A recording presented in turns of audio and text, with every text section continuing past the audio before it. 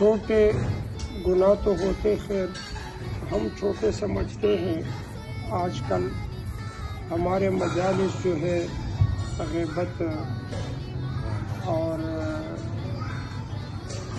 یہ جو کینہ، بغض، حسد وغیرہ وغیرہ، ان چیزوں کو ہم چھوٹے سمجھتے ہیں، جبکہ یہ چھوٹے نہیں ہیں.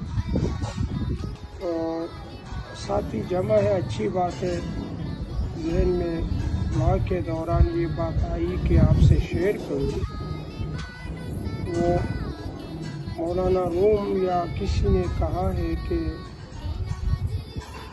موشتا انبار ما حفرہ زدست، موشتا انبار ما حفرہ زدست، وصفنش انبار ما خالی شدست.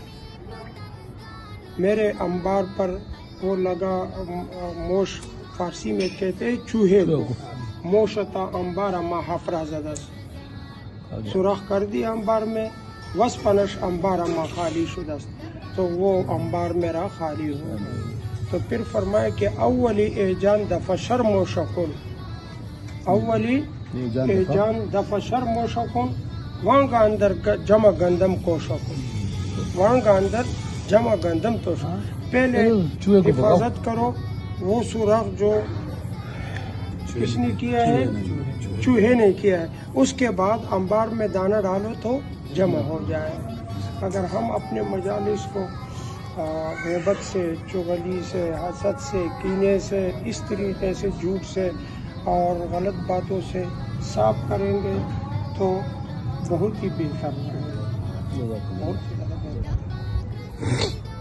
اولی جان دفع شر موشکن، وانگا اندر جمع گندم تو شکن، پھر جمع ہو جاتے. ورنہ